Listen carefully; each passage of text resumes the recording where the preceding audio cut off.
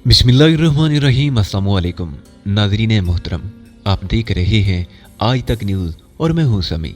इससे पहले आप इस कहानी की 65 साथ सुन चुके हैं और अब 66वीं किस्त मुलाहिज़ा फरमाएं। अली आपके सामने मुझे अपने वजूद का आधा हिस्सा कह चुके हैं, चुनाचे बात दोनों हिस्सों में से किसी की ज़बान से निकले अहमियत रखती है।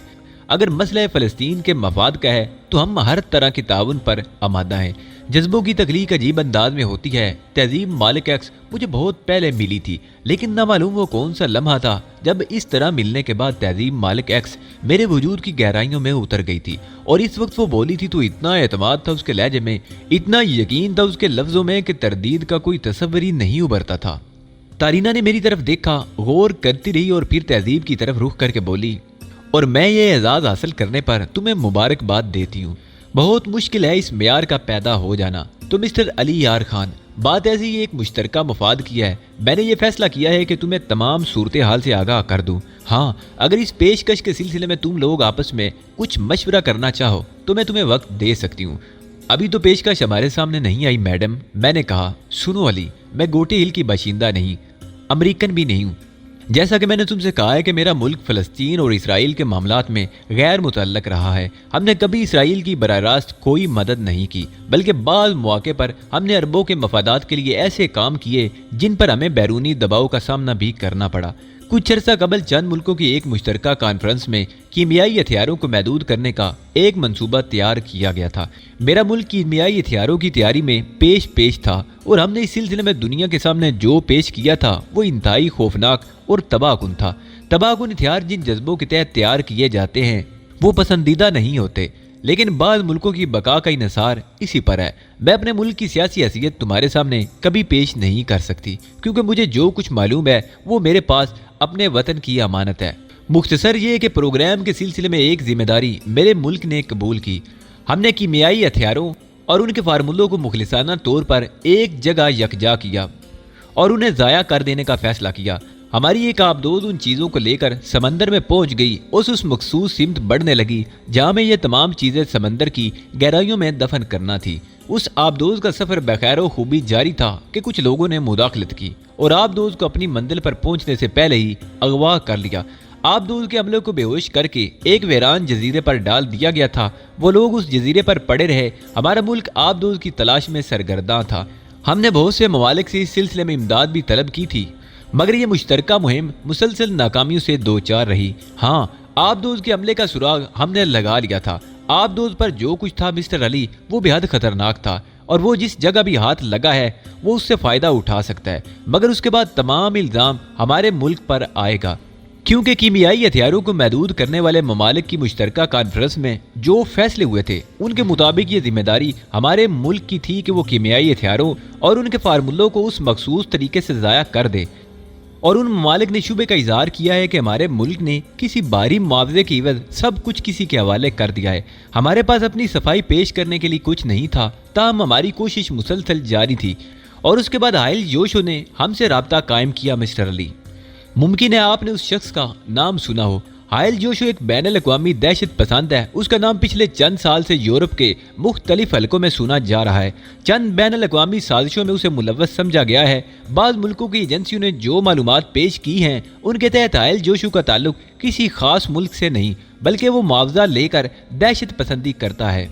हाइल जोशो की तरफ से हमें जो पैगाम मिला वो बेहद खौफनाक था। उसने हमसे कहा कि आबदोज में मौजूद कीमियाई हथियार, उनके फार्मूले और नमूने उसकी तहवील में हैं। हमारा मुल्क चाहे तो उन चीज़ों का सौदा कर सकता है, बसूरत दीगर इन चीज़ों को इसराइल के हाथों फरोख्त कर दिया जाएगा, क्योंकि इसराइली एजेंट भी इस सिलसिले में दिलचस्पी ले रहे हैं।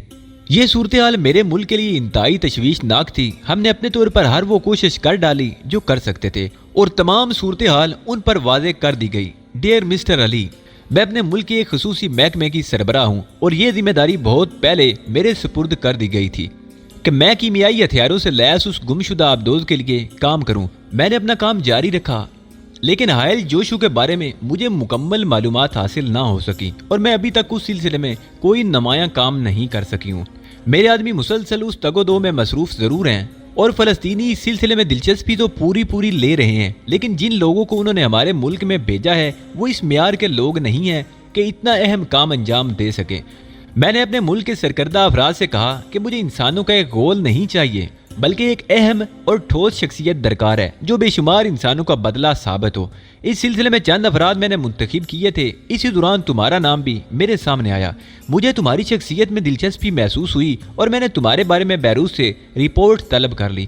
مجھے جو معلومات حاصل ہوئیں ان کی روشنی میں نے سان فرانسسکو اور کیلیفورنیا سے تمہارے بارے میں مکمل تفصیلات طلب کر لیں۔ پھر میرے علم میں والٹو موبائے اور جنرل ٹیرس کی چپکلش آئی۔ گوٹیل کی انقلاب اور اسرائیلی پروجیکٹ کی تباہی کے سلسلے میں بھی تمہارا نام سامنے آیا۔ پھر بالکل اتفاقیہ طور پر تم مجھے مل بھی گئے، لیکن جب تم مسٹر ڈوگ کے ساتھ مجھ تک پہنچے تھے اس وقت میں تمہیں پہچانتی نہیں تھی اور میں نے تمہیں ایک عام آدمی کی حیثیت سے خوش آمدید کہا تھا۔ میں نے شاید اسی وقت بھی تمہیں بتایا تھا کہ انسان شناسی میرا محبوب مشغلہ ہے، اور وہ کھیل جو پہاڑوں میں کھیلا گیا صرف ایک ذاتی سی بات تھی جو میری اپنی دلچسپیوں تک محدود تھی۔ ہاں، جب تمہارے بارے میں مجھے سان فرانسسکو اور کیلیفورنیا سے رپورٹ موصول ہوئی اور تمہاری تصویر میرے سامنے آئی تو میری آنکھوں نے تمہیں پہچان لیا۔ اسی وقت یقین کرو مجھے خود پر فخر محسوس ہوا کہ میں نے ایک شاندار شخصیت کو پا لیا تھا، لیکن پھر تمہیں کھو دینا میرے لیے انتہائی رنج کا باعث تھا۔ میں نے اپنے آدمیوں کو چاروں طرف پھیلا دیا اور اپنے اندازوں کو سامنے رکھتے ہوئے کالمو کیمپو میں تمہاری تلاش خاص طور سے جاری رکھی، اور نتیجتاً تم مجھے مل گئے، جو ممکن ہے اس وقت تمہارے لیے حیرت انگیز ہو، لیکن شاید آنے والے وقت میں ہمارے درمیان ایک بہترین تعاون کی فضا پیدا کر دے۔ تم چاہو تو تنظیم آزادی فلسطین سے رابطہ قائم ہو سکتا ہے، بیروت سے ان کے نمائندے یہاں طلب کیے جا سکتے ہیں، تمہارے لیے تمہاری مرضی کے مطابق امکانات منگوائے جا سکتے ہیں، اور اس کے ساتھ ساتھ ہی میرا ملک تمہارے ساتھ ہر وہ تعاون کر سکتا ہے جس کے تم خواہش مند ہو۔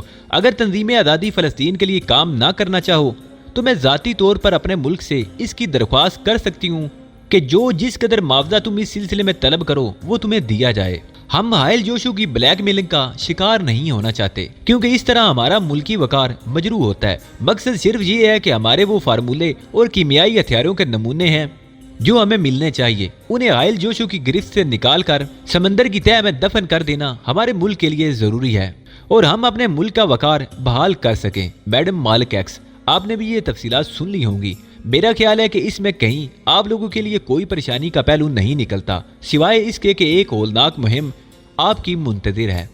یہ وضاحت بھی کر دوں کہ گرین پول کے بارے میں معلومات مجھے بہت ہنگامی طور پر حاصل ہوئی تھی، اور والٹو موبائل کی ریڈنگ کے بعد مجھے یہی اندازہ ہوا تھا کہ گرین پول اب منتشر ہو گئی ہے، اور یہ کہ گوٹیل میں اس کی ناکامی کی ذمہ داری صرف تہذیب مالک ایکس پر ہے۔ یہ اندازہ مجھے نہیں تھا کہ گرین پول والے جو والٹو موبائل کے سلسلے میں ناکام رہنے کے بعد جنرل ٹیرس کے ہاتھوں گرفتار ہو چکے تھے، اور پھر شاید انہیں علی یار خان کی اماں پر رہا کیا گیا تھا، تم سے انتقام لینے پر تل جائیں گے۔ مجھے یہ سب کچھ ہنگامی طور پر معلوم ہوا، اور میں خصوصی انتظام کے ساتھ تم لوگوں کی امداد کے لیے پہنچی۔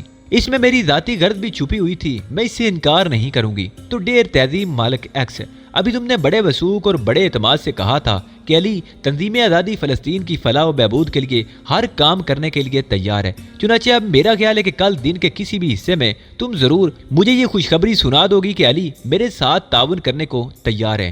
یہ کہہ کر تارینہ آہستہ سے ہنسی، پھر بولی، علی آئی ایم سوری، میں نے تمہاری دکھتی رگ پر ہاتھ رکھ دیا ہے۔ میں پھیکے سے انداز میں مسکرا کر رہ گیا تھا، کیونکہ اس بات کا کوئی جواب میں نے نہیں دیا تھا۔ چند لمحے کی خاموشی کے بعد تارینہ زیادہ سنجیدہ لہجے میں بولی، بات جس سطح کی ہے علی، تم نے اس پر غور کر لیا ہوگا، بہتر یہ ہے کہ کچھ وقت اور سوچ لو۔ معاملہ دونوں ہی کے مفاد کا ہے۔ میرا ملک پوری طرح میری خواہشات کا احترام کرتا ہے، اور مجھے ہر طرح کے اختیارات دے دیے گئے ہیں کہ اس مشن پر کام کرنے کے لیے جو کچھ کرنا چاہوں کر سکتی ہوں۔ یہ صرف ایک دوستانہ پیشکش ہے۔ ٹھیک ہے میڈم، بہتر یہی ہوگا کہ آپ کو کل جواب دیا جائے۔ میں نے کہا، میں چاہتی ہوں علی کہ اس دوران اگر تم محدود ہی رہو تو زیادہ بہتر ہوگا، اور ہاں، اس مسئلے میں پروفیسر ڈوک کی کہیں گنجائش نہیں نکلتی۔ یہ آدمی کسی قدر غیر سنجیدہ ہے، ممکن ہے تمہارا اس کے ساتھ کوئی مخلصانہ رابطہ ہو، لیکن جہاں تک میں اسے سمجھ سکی ہوں کچھ اچھی صلاحیتوں کے ساتھ ساتھ وہ ایک ڈفر بھی ہے، اور کسی بھی لمحے تمہارے لیے نقصان کا باعث بن سکتا ہے۔ چنانچہ اپنے اس پروگرام میں اس کی شرکت پر غور نہ کرنا۔ میں نے گردن ہلا دی تھی۔ اس کے بعد تارینہ ہم سے رخصت ہو گئی۔ اس نے کہا تھا کہ اب ڈنر پر ملاقات ہوگی، لیکن اس موضوع پر کوئی گفتگو آج نہ ہوگی۔ میں اور تہذیب مالک ایکس اپنی آرام گاہ میں آ گئے۔ پروفیسر ڈوک کو تارینہ ہرڈو نے واقعی اس کے پسندیدہ کام پر لگا دیا تھا، اور وہ اس میں مصروف تھا۔ ظاہر ہے ایسے اوقات میں اسے اور کوئی یاد تو نہیں آتا تھا۔ तहजीब ने कमरे में दाखिल होकर मुस्कुराती निगाहों से मुझे देखा और फिर बोली, जल्दबाजी तो नहीं कर डाली मैंने अली, और कोई ऐसी बात तो नहीं कह दी जो तुम्हारे मिजाज के खिलाफ हो? नहीं तहजीब, ऐसी तो कोई बात नहीं। हम तंजीम आज़ादी फ़लस्तीन के लिए काम करेंगे। तुम यही करते रहे हो ना अली? हाँ तहजीब, फ़लस्तीनियों से, अपने इन अरब भाइयों से जो बेघर बेवतन हो गए हैं, मुझे दिली हमदर्दी है। पिछले दिनों कुछ ऐसे वाक़यात हुए थे जिनकी बिना पर तंजीम के और मेरे दरमियान कुछ शुबहात पैदा हो गए थे। मैंने एहतिजाजन बैरूत छोड़ दिया था और ओलिव हावर्ड के बारे में मैं तुम्हें बता चुका हूँ कि वो अमेरिका से मेरे पीछे लगा हुआ है और उसने मुझे अपनी अना का मसला बना लिया है। यहूदी होने की वजह से वो सारे मामलात को पसे पुष्ट डालकर अजीम तर इसराइल के लिए काम करता है। अमेरिका में यहूदियों को जो मिरात हासिल हैं, उनकी वजह से अरबों को जितना नुकसान पहुंच रहा है किसी और तरीके से नहीं पहुंच रहा।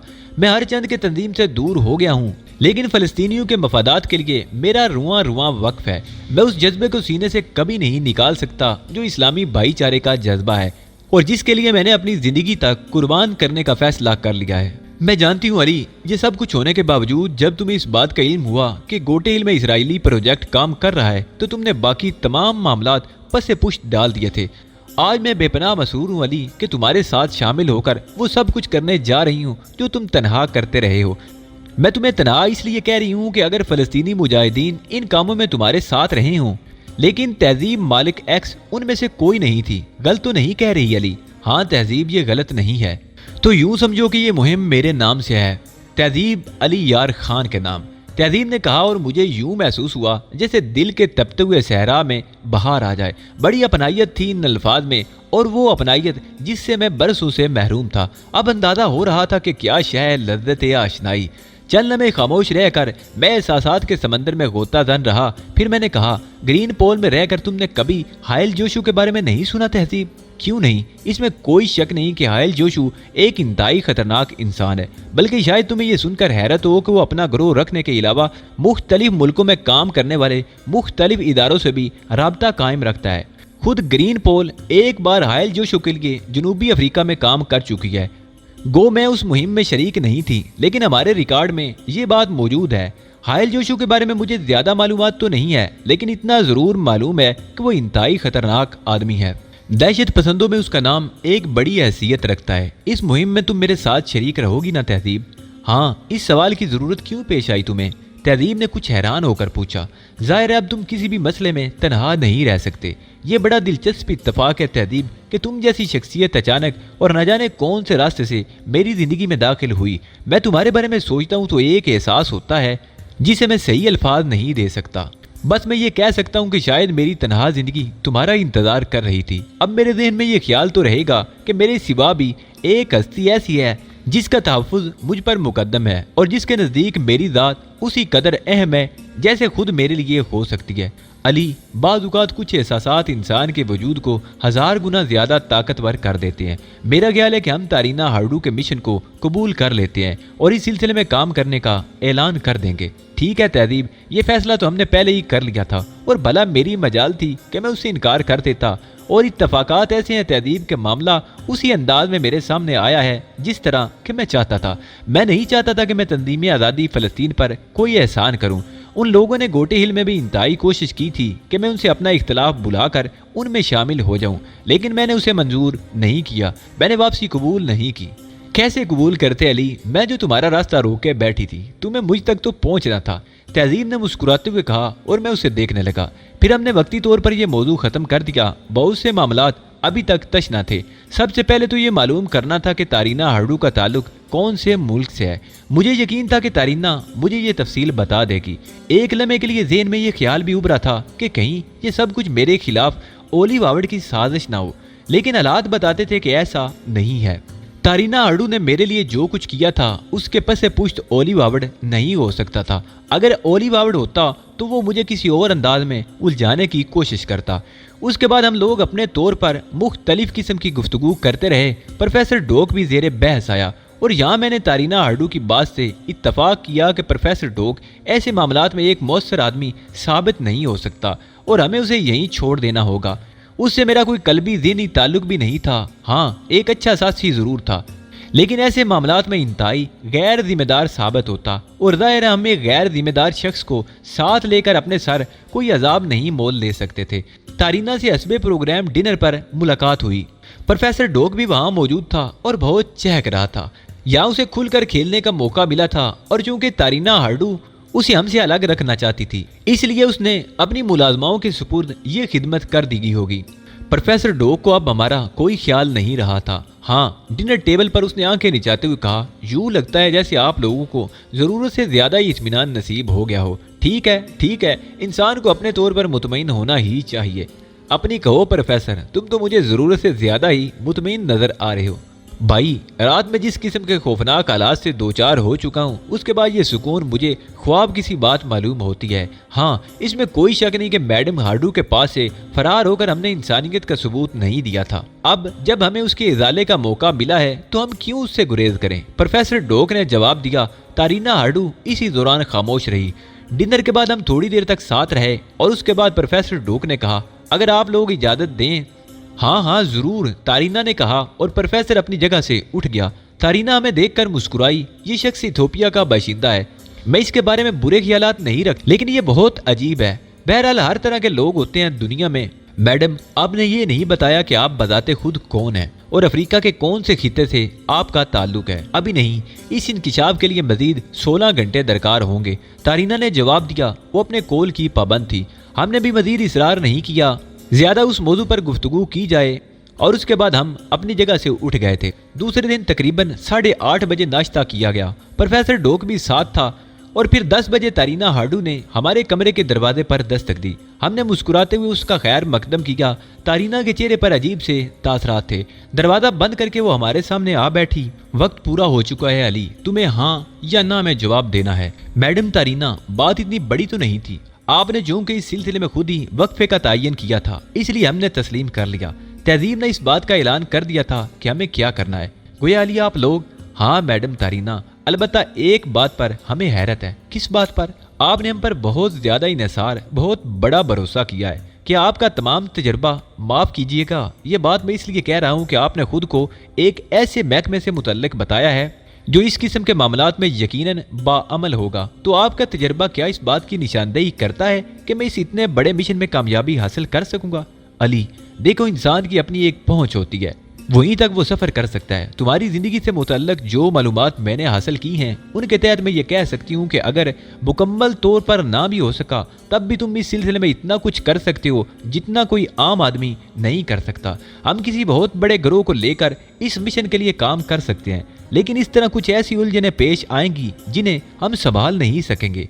उसके बरक्स अगर सिर्फ चंद अफराद ज्यादा जहानत और ज्यादा बर्क रफ्तारी से काम करें तो मेरा अंदाजा है कि हम कामयाबी हासिल कर सकते हैं।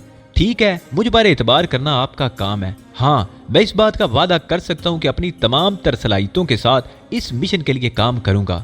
बस इतना ही काफी है अली, बाद के मामलात तो तकदीर के हाथ होते हैं। पहले मैं तुम्हें अपने मुल्क का नाम बताती हूँ, मगर उससे पहले बेहतर ये है कि तुम मेरी असली शक्ल देख लो। असली? मैंने और तहजीब ने चौंक कर कहा, हाँ ये मेरी असली शक्ल नहीं है। गोटेल में क्याम के दौरान मुझे ये उलिया इख्तियार करना पड़ा था। तारीना हार्डू ने अपनी गर्दन के पास कुछ टटोल कर एक मेकअप मास्क अपने चेहरे से उतार दिया और हमने एक दिलकश सूरत अपने सामने पाई। खदोखाल बिल्कुल तब्दील हो गए थे। इतना नफीस मेकअप मास्क इससे पहले मैंने नहीं देखा था। तारीना हार्डू की शख्सियत एकदम ही तब्दील हो गई थी। वो पूरी इसरार चेहरा अब जूं का तू था, लेकिन उसकी दिलकशी में और इजाफा हो गया था। रंग भी इंतहाई साफ था। मैंने तारीफी नजरों से उसे देखते हुए कहा, ये कमाल है मैडम हार्डू, मैंने वाकई इतना कुछ नहीं सोचा था। अब भी इजाजत दो तो मैं ये मास्क अपने चेहरे पर लगा लूं, उसने कहा और फिर आईने के सामने जाकर अपनी पुरानी शक्ल में वापस आ गई। तहजीब मालिक एक्स आहिस्ता से बोली, बहुत दिलकश है ये अली, वाकई इतना सही चेहरा बहुत कम ही देखने को मिलता है। तारीना हार्डू वापस आकर बैठ गई थी। फिर उसने अपने मुल्क का नाम बताया और हमें हालात और शवाहिद को सामने रखते हुए ये बात तस्लीम करना पड़ी कि उसके बयान में कहीं कोई झूठ नहीं है। तारीना हार्डू ने कहा, तुम जानते हो अली कि अमेरिका में मुकीम यहूदी बहुत बड़ी ताकत रखते हैं, उनमें बड़े बड़े सरमायादार वजूद में हैं और ये सब के सब इसराइली बका के लिए हर तरह सब कुछ करने को तैयार रहते हैं। शायद तुम इस बात पर ताज्जुब ना करो कि डीन बोस नामी एक शख्स ने यह पेशकश की है کہ وہ اسرائیلی مفاد کے حق میں حائل یوشو کو وہ سب کچھ ادا کرنے کو تیار ہے جو وہ طلب کرتا ہے، لیکن ڈین کا بوس کی اس پیشکش کو دبا لیا گیا ہے اور اس کا پیغام حائل یوشو تک نہیں پہنچ سکا۔ البتہ اسرائیلی مشن امریکہ پہنچ چکا ہے اور ڈین کا بوس نے اس سے خفیہ ملاقاتیں کی ہے۔ مسئلہ جو کچھ ہے اب تمہارے سامنے ہے، تمہیں انتہائی پھرتی سے کام کرنا ہے تاکہ ان کے درمیان کوئی سودا ہونے سے قبل ہم اپنے طور پر کامیابی حاصل کر لیں، اور میں تمہیں ان تمام اقدامات کی تفصیل بتاؤں گی جو میں نے اب تک اس سلسلے میں کیے ہیں۔ تم یہ سمجھ لو کہ حائل جوشو کسی بھی وقت کوئی کارروائی کر سکتا ہے، اس لیے ہمیں جو کچھ بھی کرنا ہوگا نہایت برق رفتاری سے کرنا ہوگا۔ اگر تم اس سلسلے میں مکمل طور پر آمادگی کا اظہار کرتے ہو تو پھر مجھے اجازت دو کہ میں اپنے ملک سے رابطہ قائم کر کے اس مہم کے لیے بقیہ انتظامات کرنے کی درخواست کروں۔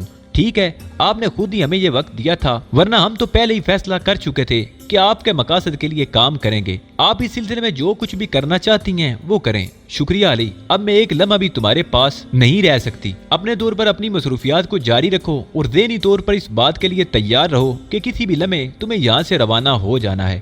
وہ ہمارے پاس سے اٹھ گئی اور ہم دونوں مسکراتی نگاہوں سے اسے دیکھنے لگے۔ اپنے اس فیصلے پر ہم بالکل مطمئن تھے۔ دروازے کے قریب پہنچ کر اس نے کہا، پلیز علی، پروفیسر ڈوک سے اس سلسلے میں کوئی بات نہ کرنا۔ اسے نہیں معلوم ہونا چاہیے کہ ہمارے درمیان کوئی خاص معاملہ ہے۔ تمہیں اس صورتحال کا بخوبی اندازہ ہے کہ کسی بھی غیر متعلق شخص کو ہم ان حالات کی ہوا بھی نہیں لگنے دینا چاہتے۔ بالکل اطمینان رکھیں میڈم تارینہ، میں نے جواب دیا اور وہ ہمیں خدا حافظ کہہ کر باہر نکل گئی۔ تہذیب مالک ایک لمبی سانس لے کر مجھے دیکھنے لگی۔ تارینہ آرڈو اس گفتگو کے بعد سے بالکل نارمل ہو گئی تھی۔ اس رات اس نے ڈنر پر ہمیں بتایا کہ اسے ایک ضروری کام پیش آ گیا ہے، چنانچہ اس کی غیر حاضری ممکن ہے کچھ طویل ہو جائے۔ ہم لوگ اسے محسوس نہ کریں بلکہ اپنے طور پر تفریحات جاری رکھیں۔ اس نے کہا کہ یہ بات وہ اس لیے کہہ رہی ہے کہ اس سے قبل جب ہم پہلی بار یہاں آئے تھے تو پروفیسر ڈوک نے اس سلسلے میں اعتراض کیا تھا۔ پروفیسر ڈوک جلدی سے بولا، نہیں میڈم، اس وقت کی بات اور تھی۔ اب تو مجھے یوں محسوس ہوتا ہے جیسے ہم آپ کے خاندان میں ہی شامل ہیں۔ آپ اطمینان سے اپنا کام کیجیے۔ تارینہ مسکرا کر رہ گئی تھی۔ دوسری صبح اس ناشتے کی میز پر ملاقات نہیں ہوئی۔ پتہ چلا کہ وہ جا چکی ہیں۔ پروفیسر ڈوک سے بھی دن بھر ملاقات نہیں ہوئی۔ پھر تارینہ دوسرے دن بھی واپس نہیں آئی تھی، لیکن تیسرے دن صبح وہ ناشتے کی میز پر موجود تھی۔ اس نے مسکراتے ہوئے ہم لوگوں سے 2 دن کی غیر حاضری کی معذرت طلب کی اور ہم سے ہماری خیریت دریافت کرتی رہی۔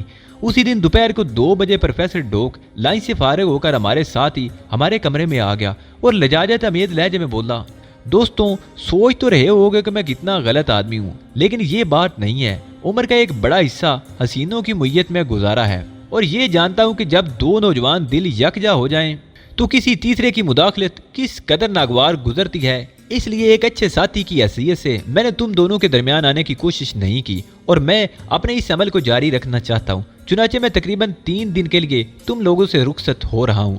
ارے پروفیسر ڈوک، کہاں چل دیا آپ؟ وہ اصل میں جولی کو تو تم جانتے ہی ہو نا۔ میڈم تارینہ آرڈو انسانی حقوق کا خصوصی خیال رکھتی ہیں۔ ان کے ہاں کام کرنے والی خادمائیں مہینے میں 3 دن اپنی مرضی سے گزارتی ہیں۔ انہیں چھٹی ہوتی ہے اور جولیا کو 3 دن کی چھٹی ملی ہے۔ وہ چاہتی ہے کہ یہ 3 دن وہ کالمو کیمپو میں گزارے، اور شکار وغیرہ سے نہ اسے دلچسپی ہے نہ مجھے، لیکن کالمو کیمپو کے اطراف کے دلکش مناظر اسے بھی اچھے لگتے ہیں اور مجھے بھی پسند ہے، اور پھر ایسی جگہ جہاں جولی میرے ساتھ ہو۔ میرا مطلب ہے آپ لوگ بھی مجھے اجازت دے دیجیے۔ ٹھیک ہے پروفیسر، آپ عیش کیجیے، میں نے مسکراتے ہوئے کہا اور پروفیسر چلا گیا۔ مجھے تعجب ہے یہ شخص عمر کی جس منزل میں ہے وہاں لوگ ایسے تو نہیں ہوتے، تہذیب نے کہا۔ ممکن ہے اس کی جوانی کا کوئی حصہ گم ہو گیا ہو تہذیب، اور یہ آج تک اس کی تلاش میں سرگرداں ہو، میں نے جواب دیا۔ لیکن تقریباً 3:30 بجے تارینہ نے یہ مسئلہ بھی حل کر دیا اور وہ خود ہی ہمارے پاس آ گئی۔ میں نے معلوم کیا تھا کہ تم لوگ دوپہر میں سونے کے عادی نہیں ہو اور در حقیقت سونے والے لوگ کارآمد نہیں ہوتے، چنانچہ یہی معلوم کر کے میں تمہارے پاس چلی آئی۔ دراصل علی، رات کو کچھ افراد میرے پاس پہنچ رہے ہیں۔ یہ انتہائی اہم لوگ ہیں اور تمہارے ساتھ ایک میٹنگ کرنا چاہتے ہیں۔ پروفیسر ڈوک کو میں نے جولیا کے ساتھ بھیج دیا ہے تاکہ اسے صورتحال کا کوئی اندازہ نہ ہو سکے۔ تقریباً 3 دن تک ان کی واپسی کا امکان نہیں۔ میں نے جولیا کو ہدایت دے دی ہیں۔ اوہ، تو یہ آپ کی کارروائی ہے؟ ہاں، یہ ضروری تھا، بلکہ یوں سمجھ لو کہ اب اس عمارت کے گرد میرے آدمی پھیل چکے ہیں اور ایک ایک چپے پر نگاہ رکھ رہے ہیں۔ میں کسی بھی خطرے کو یہاں سے دور رکھنا چاہتی ہوں۔ میرے ملک کے وزارت داخلہ کے فرسٹ سیکٹری، وزارت خارجہ کے سیکٹری اور کچھ اہم محکموں کے لوگ اور دیگر اہم لوگوں کے ساتھ آج رات کو 11 بجے یہاں پہنچ رہے ہیں۔ اس کے بعد ممکن ہے ہماری ساری رات میٹنگ ہوتی رہے۔ میں تمہیں یہی اطلاع دینے آئی تھی۔ اوہ میڈم، اس کا مطلب ہے ان دونوں کی غیر حاضری میں آپ نے خاصی بھاگ دوڑ کی ہے۔ ہاں بالکل درست، جب ایک کام کا آغاز کرنا ہے تو اس میں دیر کیا معنی رکھتی ہے، تارینہ نے کہا۔ ٹھیک ہے، آپ نے واقعی نہایت سمجھداری کا مظاہرہ کیا، میں نے جواب دیا۔ اسی رات 11 بجے تارینہ کی رہائش گاہ کے سامنے اس جگہ جہاں ہیلی پیڈ نما ایک میدان نظر آتا تھا 3 ہیلی کاپٹر نیچے اترے اور ان میں سے کئی افراد نکل آئے۔ مجھے حیرت تھی کہ گوٹے ہل کے اس علاقے میں تارینہ کے اختیارات اتنے وسیع کیوں ہیں اور اتنی آسانی سے یہ سب کچھ کیسے ہو جاتا ہے، لیکن یہ اندازہ بھی ہوتا تھا کہ وہ ایک خاص سے بڑے ملک کی نمائندہ تھی جس کے اختیارات کو کہیں بھی چیلنج نہیں کیا جا سکتا تھا۔ چنانچہ کوئی نہ کوئی بندوبست کیا گیا ہوگا۔ ہم نے ان تمام لوگوں کا استقبال کیا، ان میں 2 خواتین بھی تھی۔ تارینہ نے میرا اور تہذیب مالک ایکس کا ان سے تعارف کرایا اور اس کے بعد ہم اس بڑے ہال میں آ گئے جسے میٹنگ ہال کی حیثیت سے منتخب کیا گیا تھا۔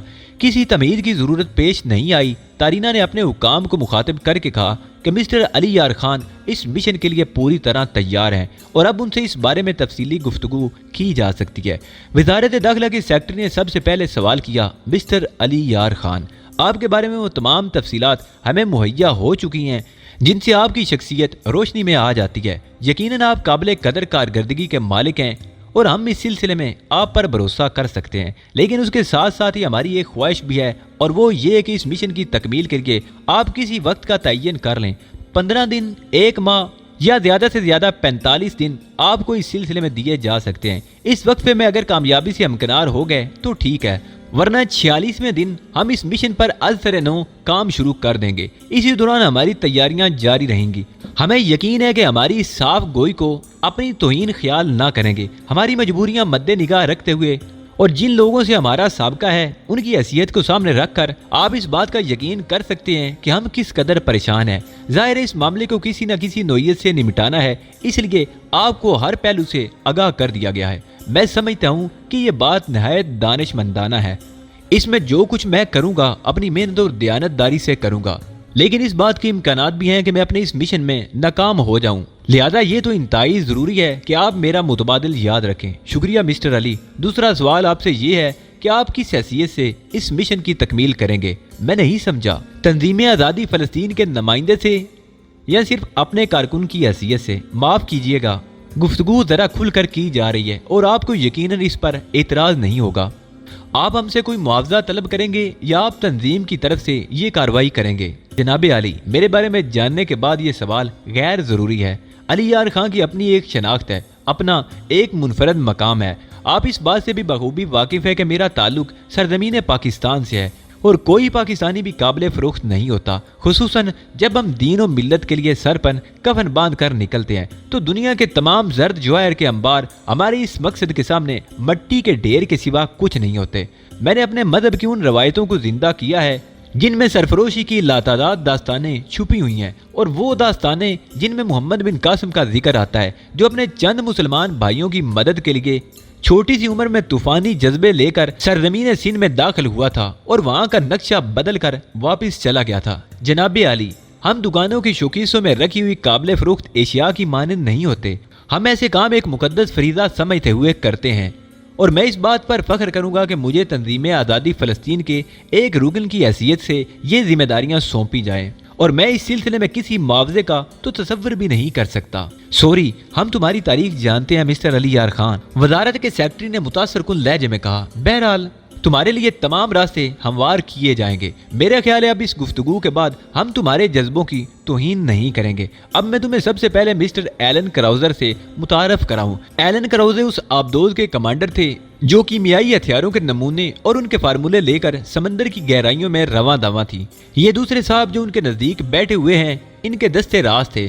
باقی لوگوں کو میں نے لانا مناسب نہیں سمجھا چونکہ آپ کو تمام تفصیلات یہی دونوں بتا سکتے ہیں۔ اس کے علاوہ میڈم تارینہ موجود ہیں۔ اس مشن کے سربراہ کی حیثیت سے وہ آپ کو تمام تفصیلات فراہم کر سکتی ہیں اور آپ کی وہ تمام مشکلات دور کر سکتی ہیں جو آپ کو اس مشن کے سلسلے میں درپیش ہوں گی۔ ہم آپ کے لیے وہ تمام آسانیاں مہیا کرنا چاہتے ہیں جو حائل جوشو جیسے شخص کے مقابلے میں آپ کی ضرورت ہو سکتی ہیں۔ آپ کے اپنے ذہن میں اس سلسلے میں جو سوالات ابھریں برائے کرم بے تکان ہم سے پوچھیے۔ مسٹر ایلن کروزے، میں آپ سے کچھ سوالات کرنا چاہتا ہوں۔ میں نے کہا جی میں حاضر ہوں۔ آپ کو یاد ہے کہ آپ نے جن راستوں پر سفر کا آغاز کیا تھا وہ کون سے تھے؟ کیا آپ ایک باقاعدہ نقشے کے تحت روانہ ہوئے تھے یا پھر آپ کا یہ خیال تھا کہ ویران سمندر کے جس حصے میں آپ چاہیں اس آبدوز کی اشیاء کو ضائع کر دیں گے؟ کیا پروگرام تھا آپ کے ذہن میں؟ میں وہ نقشہ اپنے ساتھ لایا ہوں جس کے تحت میں نے سفر کیا تھا۔ ایلن کروزے نے اپنی فائل سے ایک بڑا سا کاغذ نکال کر میز پر پھیلایا اور پھر کھڑے ہو کر سرخ پنسل سے ان نشانات کے بارے میں تفصیلات بتانے لگا جو نقشے پر لگائے گئے تھے۔ اس نے کہا کہ میں ساؤتھ سی کے سیدھے راستے پر تقریباً 2000 میل کا سفر طے کر کے اینڈریو پاسلو پہنچا اور اینڈریو پاسلو سے میں نے بائیں سمت کا رخ اختیار کیا۔ بائیں سمت کا علاقہ ہینڈی بل کہلاتا ہے۔ ہینڈی بل آزاد سمندر ہے اور یہاں سامنے کی سمت میں چھوٹے چھوٹے جزیروں کا ایک وسیع سلسلہ پھیلا ہوا ہے۔ ان میں بے شمار جزیرے ایسے ہیں جن کا دنیا کے نقشے پر کوئی وجود نہیں ہے اور ایسے جزیرے مجرمانہ سرگرمیوں کا مرکز ہیں۔ اس علاقے کی خصوصیات یہ ہیں مسٹر علی کہ یہاں دنیا کا کوئی بھی ملک اپنی کسی بھی نوعیت کی مصروفیات بغیر کسی مداخلت کے جاری رکھ سکتا ہے۔ عموماً یہاں بحری تحقیقاتی مشن پہنچ جاتے ہیں جو سمندر میں مختلف تجربات کرتے ہیں۔ بعض جگہ زیر آب ایٹمی دھماکے بھی کیے جاتے ہیں، بعض جگہ معدنیات کی تلاش کی جاتی ہے۔